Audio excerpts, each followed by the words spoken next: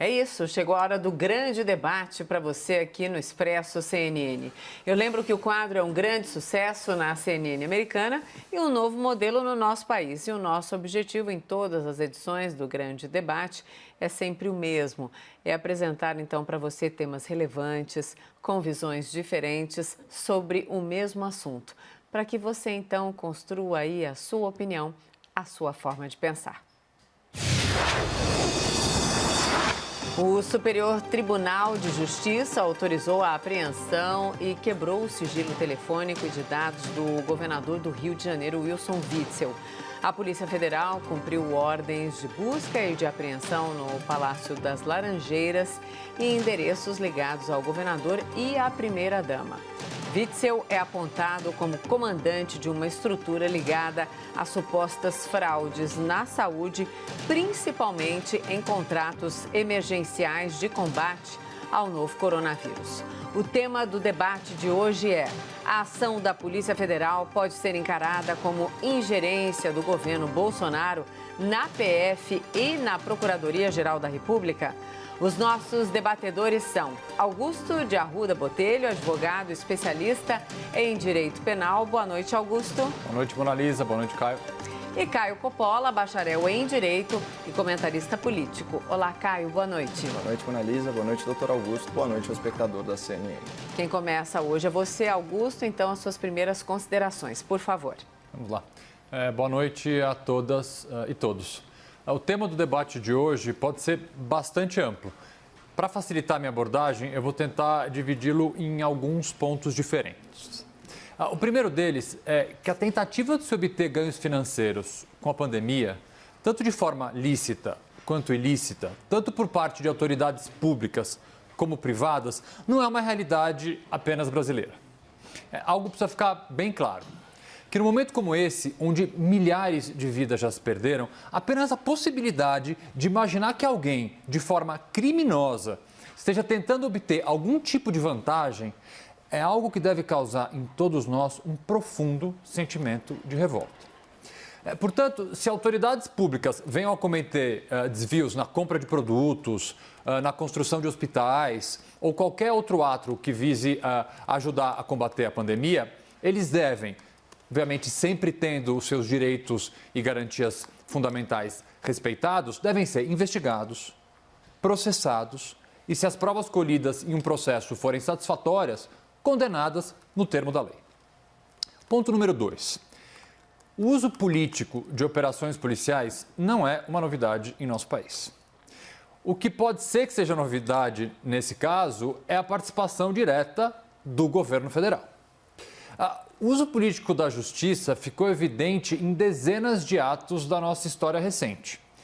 Os exemplos mais próximos e mais claros ocorreram dentro da tão festejada Operação Lava Jato.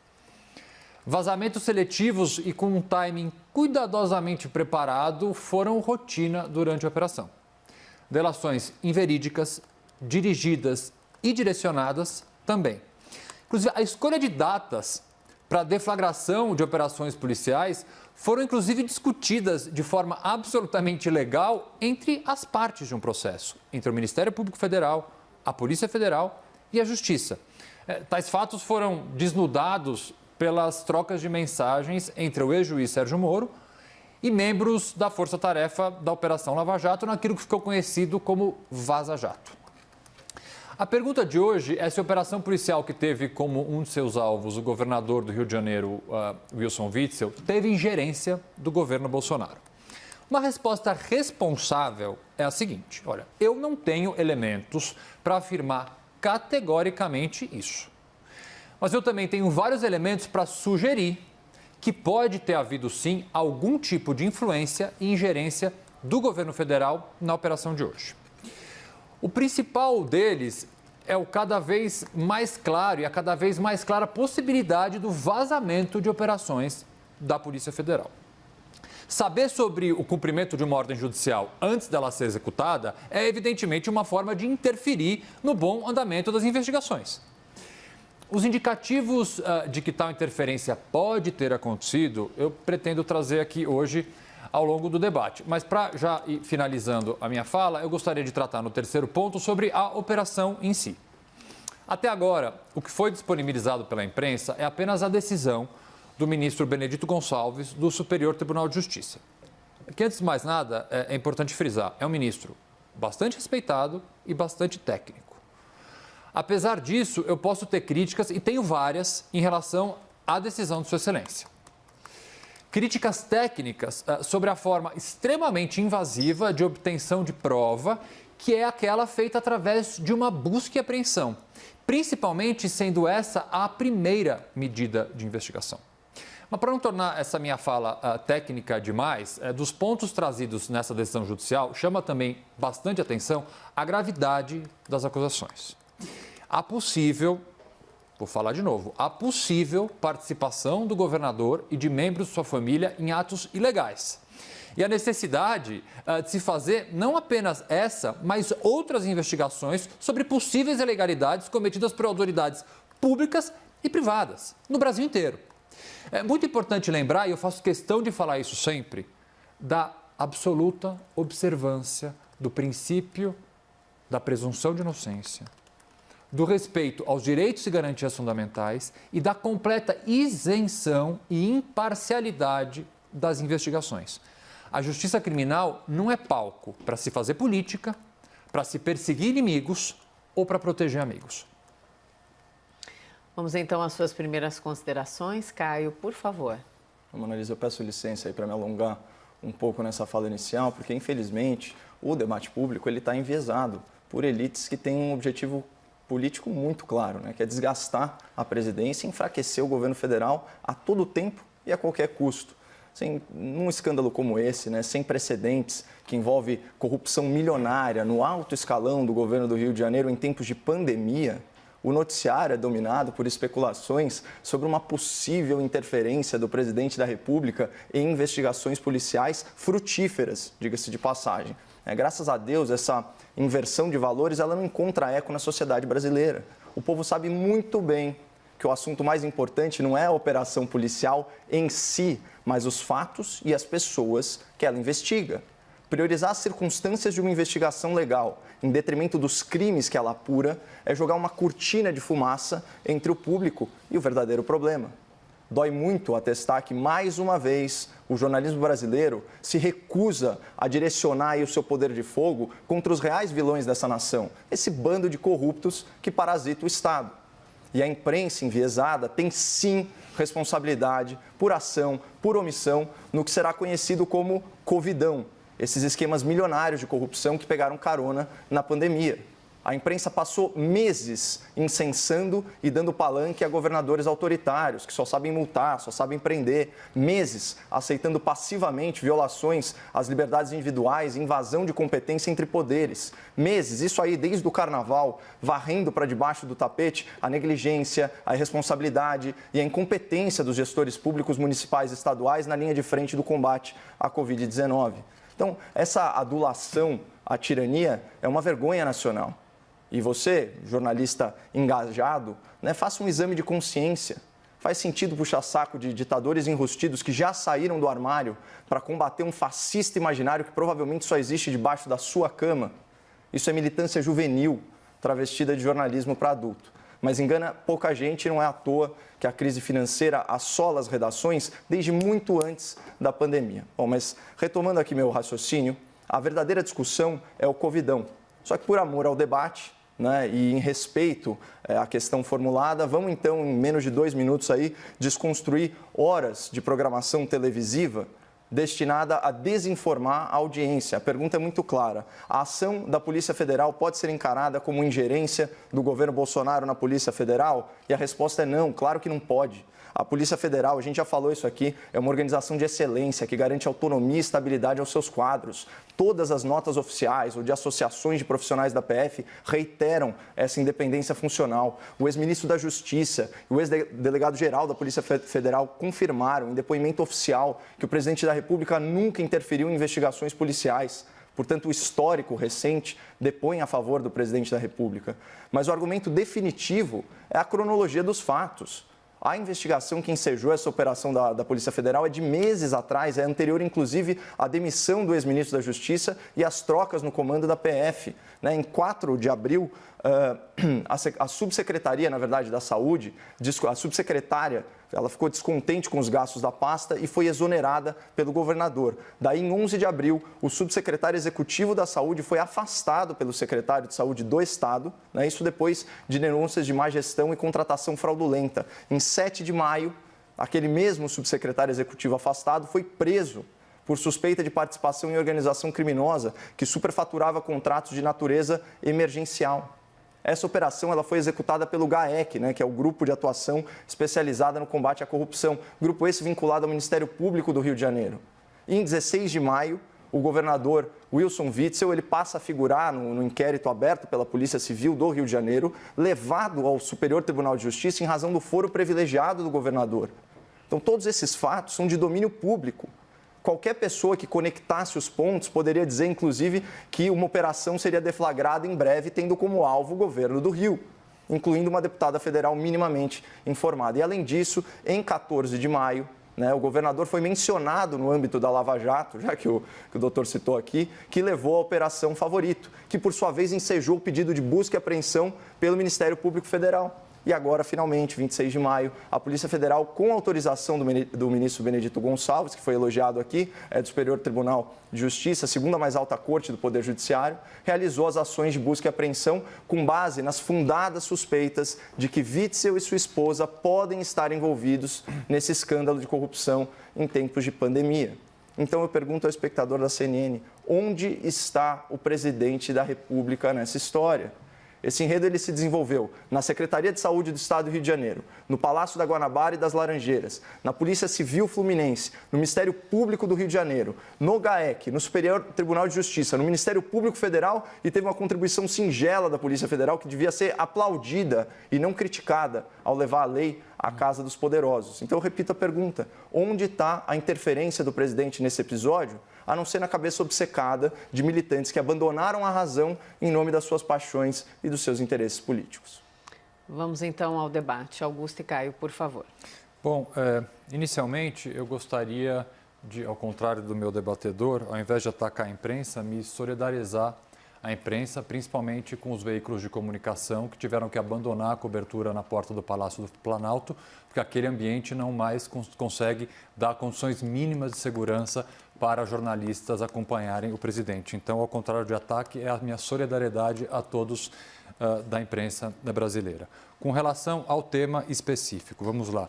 Realmente, a minha fala inicial deixa bem claro, eu não tenho como afirmar categoricamente uma interferência, mas eu tenho elementos para sugerir a possibilidade desta interferência. E também, assim como o Caio fez uma cronologia na fala inicial dele, cronologia essa que está bastante acurada, Caio. De fato, essa investigação ela não começa do dia para a noite, a sua pesquisa foi bastante bem feita. A minha cronologia é um pouco diferente, ela não trata especificamente da operação deflagrada hoje, e sim de fatos, falas e atos que podem sugerir, sim, uma influência, uma ingerência do governo federal na deflagração da operação de hoje. O primeiro e mais importante deles é quando o presidente fala por diversas vezes que vai interferir na Polícia Federal. De fato, ele vai lá e interfere, mudando o diretor-geral e o superintendente do Rio de Janeiro. Posteriormente a isso, é divulgado um vídeo que nós já discutimos aqui, do dia 22, em que uma ministra de Estado, Damares, fala que vai pedir a prisão de prefeitos e governadores e que seu ministério vai pegar pesado. Soma-se a isso a Paulo Marinho, pessoa extremamente próxima do presidente, que prestou hoje seu terceiro depoimento afirmando que a Polícia Federal e que delegados da Polícia Federal haviam vazado informações e datas da deflagração de operações da Polícia Federal, inclusive uma delas citada na sua cronologia. Hoje, Paulo Marinho, ao sair de um depoimento na Polícia Federal, disse ele que trouxe elementos materiais e prova sobre esse vazamento. Então, a gente está tendo essa conversa aqui, pode ser que amanhã ou depois surjam novas provas e elementos sobre vazamento de operações para a família Bolsonaro, trazidas por Paulo Marinho. Mais um fato, o assessor especial da Presidência da República, Felipe Martins, tuita no dia 22, agora numa sexta-feira, num tweet direcionado ao governador Wilson Witzel, um símbolozinho de uma contagem regressiva. Aqueles que são mais familiarizados com esta rede social conhecem essa piadinha do tic-tac ou da contagem regressiva. Depois temos a deputada Carla Zambelli, que pode ser simplesmente uma deputada bem informada, mas não é o que fala a Federação Nacional de Policiais Federais, que solta uma nota em relação a ela hoje. Antes da nota da Federação Nacional de Policiais Federais, vamos ver o que a deputada falou ontem, numa entrevista à Rádio Gaúcha. Justamente na semana em que... Fala da deputada. Justamente na semana em que o ex-juiz Sérgio Moro saiu do Ministério da Justiça e a gente colocou... A gente, quando eu digo o governo, né? Quando eu coloco a gente é porque eu me sinto parte do governo. Mas o presidente Jair Bolsonaro colocou um delegado da Polícia Federal, a gente já teve algumas operações da Polícia Federal que estavam ali na agulha para sair, mas não saíram. Isso eu acho um pouco diferente de apenas uma deputada bem informada. Vou reler a frase. Que estavam ali na agulha para sair, mas não saíram. Isso é uma informação sobre operações da Polícia Federal que ela sabia estarem na agulha e não saíram. Ou ela adivinhou isso? E aí a gente deve ter nos próximos meses a Covidão. E aí vem então uma nota publicada hoje pela Federação Nacional de Policiais Federais dizendo o seguinte: sobre as suspeitas de que a deputada Carla Zambelli foi informada antecipadamente da operação, é conhecido e notório o vínculo da parlamentar com a Associação de Delegados. Esse laço se demonstra pela participação de Zambelli em eventos, vídeos e homenagens. A FENAPEF defende a apuração com responsabilidade e profundidade sobre a possibilidade de que esse vínculo possa ter sido utilizado para a obtenção de alguma informação privilegiada. Volto à minha fala inicial. Não tenho como afirmar categoricamente a influência do presidente ou do governo federal nesta operação de hoje. Mas, ligando os fatos e vendo como a operação foi deflagrada, suspeitas, no mínimo, existem aos montes. Na verdade não, doutor. O seu argumento ele só corrobora tudo o que eu falei, porque ele não afasta os fatos concretos. Né? Então, você fala de especulações, de ilações, de conjecturas, e eu trago uma cronologia baseada não em falas, mas em fatos. Então, de novo, né, o standard da prova está muito diferente também. Gostou dessa do standard eu gostei, da prova? Não, eu aprendo muito contigo, tenho que admitir, doutor. Agora, é o seguinte, eu não vou ficar aqui passando o pano e sendo corporativista com a imprensa, apesar de nós, de certa forma, fazermos parte dela. Né? Eu só peço que você não confunda críticas fundamentadas com ataques. Né? São coisas muito diferentes. E aí, no nosso caso, seria até uma autocrítica raríssima, né? E necessária. Como eu disse, a crise financeira ela antecede a pandemia nas redações. E não é à toa. As pessoas começam a perceber que o jornalismo contemporâneo, né, ao invés dele narrar os fatos para que as pessoas extraiam as suas conclusões, ele narra as suas conclusões em detrimento dos fatos. Mas, enfim, sobre algumas observações que você fez a respeito do senhor Paulo Marinho, que eu saiba, né, a denúncia dele se refere a um momento anterior à posse do presidente da República e a gente sabe que, nesse caso, o presidente é protegido constitucionalmente desse tipo de investigação, embora eu ache que vale, assim, a pena a gente ir a fundo caso alguma ilegalidade tenha sido cometida. E no caso da deputada federal, né, a senhora Carla Zambelli, ela que se explique se houver informações privilegiadas, ainda mais com essa denúncia que você trouxe aqui para o espectador da CNN, dessa proximidade com a Associação de Delegados. Na verdade, só para que eu não fique injusto, na verdade, eu reli uma nota da Federação Nacional de Policiais Federais que foi divulgada no site. Eu não estou fazendo afirmação nenhuma. Você tem um teor de denúncia, sim. Basta que se apure.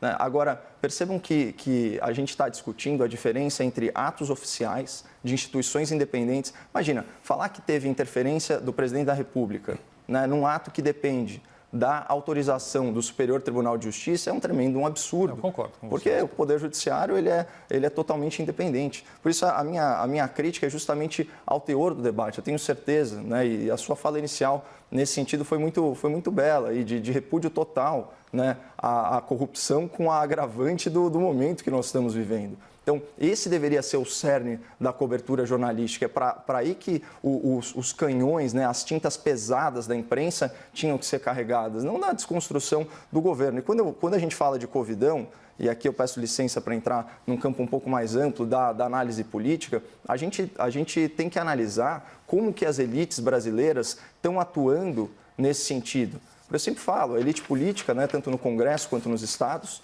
aí você tem a elite judicial, ou judiciária, né? E aqui estou me referindo especificamente ao Supremo Tribunal Federal, né? E também as elites midiáticas, né, com essa cobertura enviesada do governo federal. É o seguinte, quando você vai para o Congresso, você tem a aprovação da lei da pandemia, e aqui, para quem estiver mais interessado, leia um artigo 4º dessa lei. Ele possibilita aí uma série de contratações em caráter emergencial, dispensando licitações. Não é essa coisa tão solta como faz parecer a administração pública no estado do Rio de Janeiro. Mas, de fato, ela permite uma série de contratações sem o crivo e sem uma série de controles que existem em situações normais, né? Então, tem esse momento. Depois, vem a PLP 149, que eu critico tanto, o tal do seguro imposto, né, que vai recompor a receita dos estados e municípios em ICMS e ISS num período de 6 meses. E com uma agravante seríssima, que é a não exigibilidade de uma contrapartida de responsabilidade fiscal por parte desses governadores e desses prefeitos.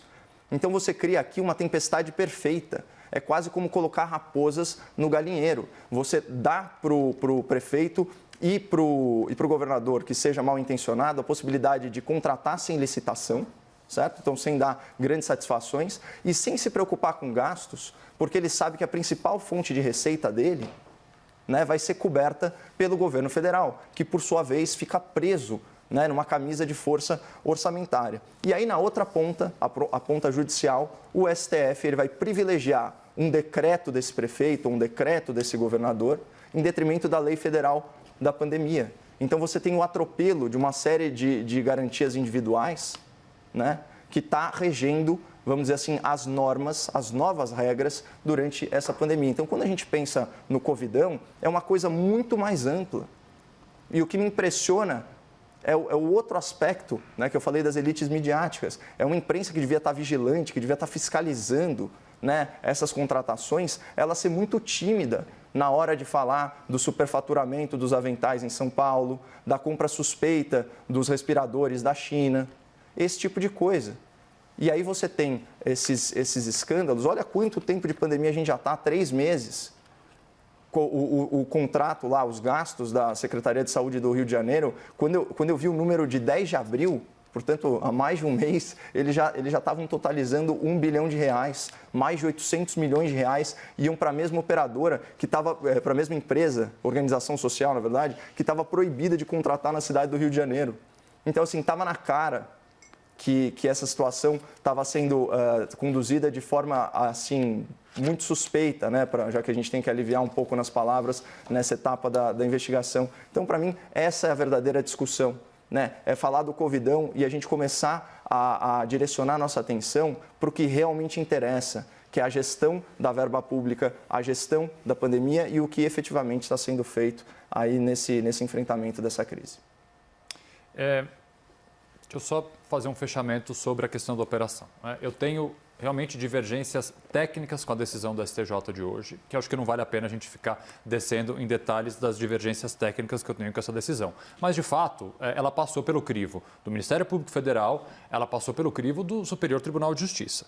O que me causa, vamos dizer assim, mais uma sugestão para uma possível interferência é principalmente, Caio, o timing da deflagração dessa operação no momento em que nós temos reiteradas falas do governo federal de tentativa de interferência na Polícia Federal e de perseguição a governadores e prefeitos. Se essa operação acontecesse daqui a 2 meses, ou se ela tivesse acontecido sem que todos esses fatos tivessem sido desnudados pela reunião e pelas declarações do governo federal, eu poderia dizer que é mais uma operação normal da Polícia Federal, que eu posso discordar ou concordar de algumas partes das decisões técnicas, mas o timing me chama bastante atenção. Então, só para fechar esse ponto. Com relação à cobertura da imprensa e à opção da imprensa em se focar nisso e não focar em outros temas, eu vou discordar de você pegando, por exemplo, os jornais de hoje. Há uma matéria na Folha de São Paulo de uma página inteira trazendo diversas informações extremamente importantes sobre a compra feita pelo governador João Dória, do estado de São Paulo, de ventiladores que até agora não chegaram. Então, há todo um desenrolar dessa matéria, é uma matéria investigativa que ouviu a empresa que vendeu, ouviu o intermediário, que é um dos maiores problemas na compra desses materiais, problemas que acontecem no mundo inteiro, não é apenas no Brasil, não é apenas no estado de São Paulo. Vários estados do Brasil, vários países do mundo vêm sofrendo com essa como é que eu diria, pouca disponibilidade desses produtos e principalmente da concentração dentro da China. Então, há vários intermediadores que muitas vezes atrapalham nessa negociação. Então, essa matéria de uma página inteira da Folha de São Paulo explica isso. Como também a imprensa procura outras coisas relacionadas ao uso indevido do dinheiro público, como, por exemplo, a esteira do Mourão. Um edital ontem do governo para comprar uma esteira que o modelo tem que ser especificamente assim, hein, ó. Tela touchscreen de alta definição, internet, TV, cursos interativos. Eu não consegui entender o que uma esteira tem com cursos interativos. Mas o valor da esteira do Mourão ficou estimado em R$ 44.034,52, mas eu gostei de uma parte aqui, já vem com a instalação incluída, tá? Pelo menos. Como também o cartão corporativo do presidente da República, que no mês passado foi, segundo o portal da Transparência, o maior gasto da história do cartão corporativo, R$ 1.900.000. Valor esse que a gente nunca vai saber para onde foi. Como também, e olha aqui, eu poderia levantar uma suspeita, que obviamente eu não vou levantar porque não existe nenhum elemento que me faça levantar essa suspeita, mas olha a coisa curiosa. O Exército, por exemplo, comprou matéria-prima para a produção da cloroquina e pagou, foi sem licitação, tá, essa compra. Pagou 6 vezes mais o preço que o mesmo Exército tinha comprado desse mesmo produto e do mesmo fornecedor há um ano atrás. Por quê? Porque tudo subiu de preço. Então, às vezes, a gente fica pensando aqui que toda compra com valor extremamente mais alto é porque tem alguma, com perdão da palavra, sacanagemzinha no meio. Muitas vezes é a situação da pandemia que nós estamos, que os preços estão comprando. Não estou aqui passando pano para gestor público nem para eventuais desvios que estejam acontecendo. Eu estou trazendo, por exemplo, a informação de que o Exército comprou matéria-prima da cloroquina 6 vezes a mais do que comprou no passado. Isso é um indicativo de que houve alguma irregularidade ou só porque foi sem licitação houve alguma irregularidade? Muito provavelmente não. É que, infelizmente, pessoas se aproveitam desse momento para ganhar mais dinheiro. Que é essa minha crítica inicial que eu fiz, tanto de autoridades públicas quanto de privadas. E quando eu fui ler uma série de matérias da imprensa internacional, uma das grandes críticas feitas eram os intermediadores que entram nesses negócios para ganhar uma comissãozinha desses negócios. É realmente o fim da picada. Eu queria retomar o início da sua fala, foi bem humorado, inclusive, sobre timing, né? Você falou, minha crítica é em relação ao timing do negócio. Mais uma não. Enfim, eu também tenho uma crítica.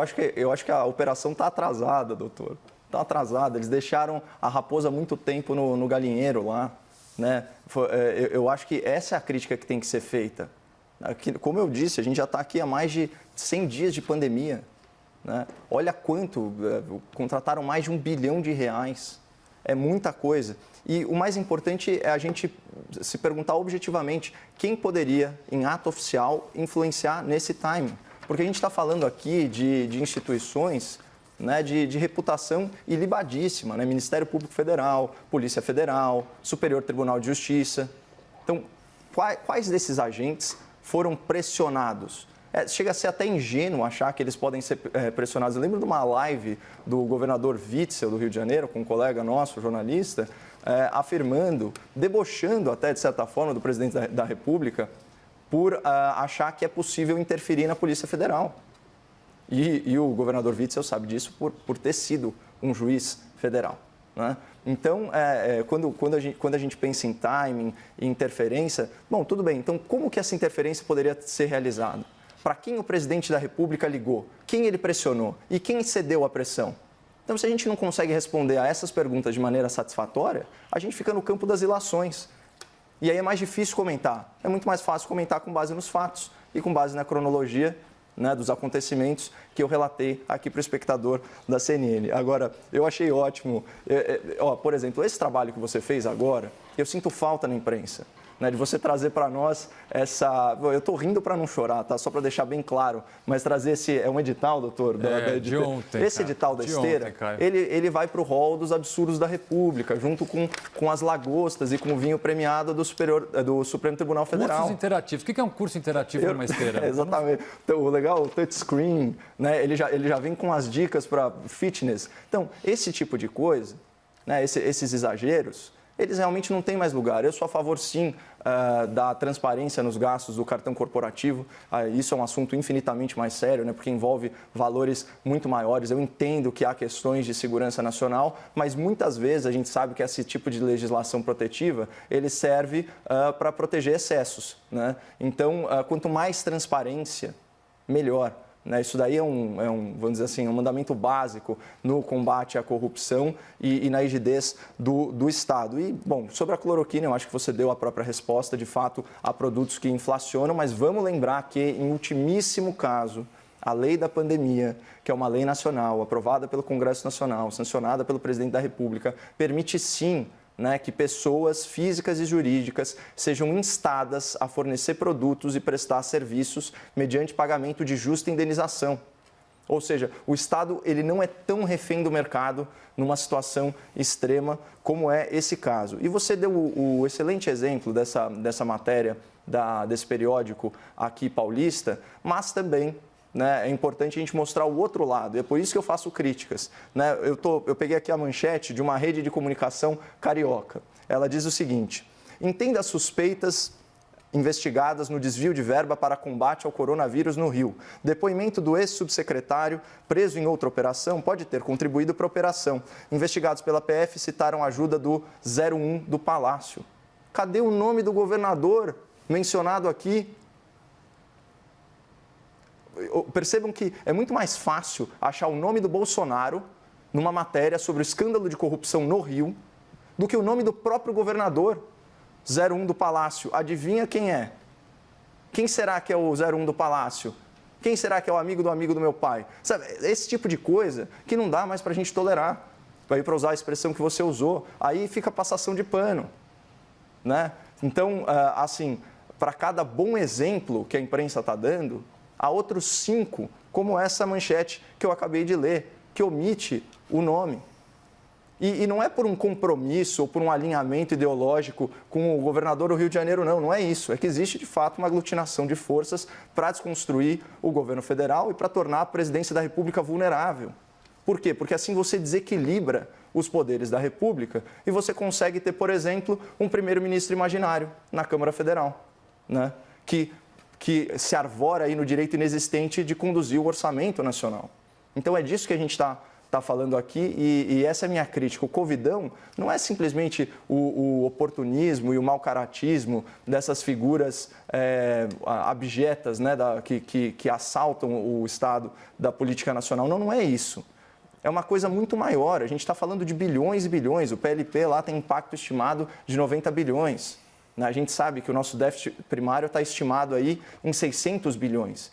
Então, são prejuízos estruturais, é coisa grande, é coisa gigante. É isso que a gente devia estar falando aqui e com o auxílio da imprensa e desse tipo de situação que você trouxe aqui para a gente, de identificando esses, vamos dizer assim, esses abusos, né? Seja do vice-presidente da República, seja do governador do Rio de Janeiro.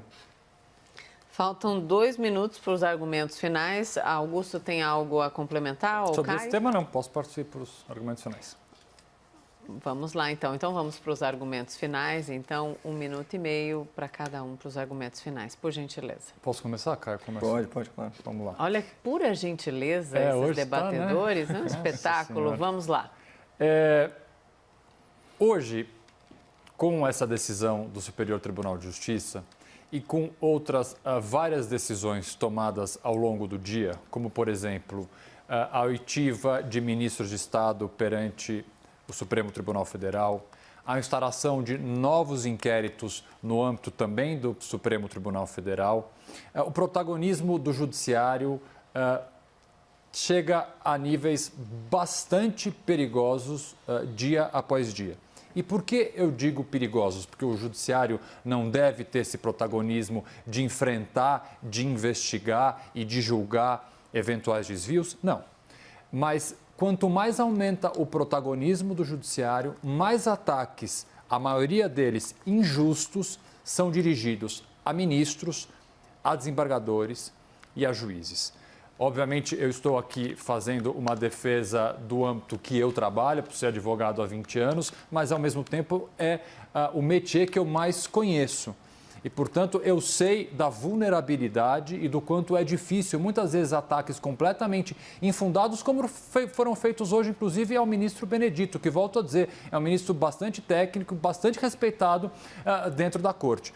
Portanto, eu sempre peço muito cuidado quando o protagonismo do judiciário se coloca desta forma, para que ele seja protegido, dada a importância para o Estado Democrático de Direito e para a democracia que ele representa. Seus argumentos finais, Caio, por favor. Mona Lisa, na verdade, eu peço licença aqui para usar esse espaço dos argumentos finais para fazer uma errata, né? Ontem chegou ao meu conhecimento uma nota oficial da Polícia Militar aqui do Estado de São Paulo, descrevendo um procedimento que eu reputo como muito válido, muito pertinente, né, de homenagem aí aos soldados, aos oficiais que caem em serviço, né? E eu descobri que é hábito, né, geralmente nos quartéis e agora, em razão aí das novas condições sanitárias, também nas ruas, deles prestarem continência, né, em homenagem a esses membros da corporação que morrem em serviço. E esse foi o caso no último domingo. Então, quando nós vemos aí muitas vezes policiais prestando continência para as pessoas nas ruas, isso na verdade é uma homenagem, né, aos seus colegas, aos seus pares. Então, como eu não tenho compromisso com erro e eu veiculei uma informação imprecisa, eu peço desculpas aí ao espectador da CNN, agradeço também aos policiais que se manifestaram aqui nesse sentido e entraram em contato comigo e reforço aqui, da mesma forma que o doutor Augusto, eu tenho verdadeiro apreço pelo judiciário, por incrível que pareça. O meu problema é só com a alta cúpula e também com as forças policiais. Tive parentes lá atuando nelas e também as forças do Exército. E eu acredito que a polícia é o povo de farda. Então, os meus cumprimentos aí, peço desculpas pelo equívoco. Imagina, de jeito algum, tudo aceito, a correção, ela revela a grandiosidade da discussão, que gentil, do debate. Mona Lisa, obrigado. Muito obrigada. Augusto, boa noite a você. Boa noite. Até amanhã. Caio, boa noite a você. Até amanhã. Boa noite.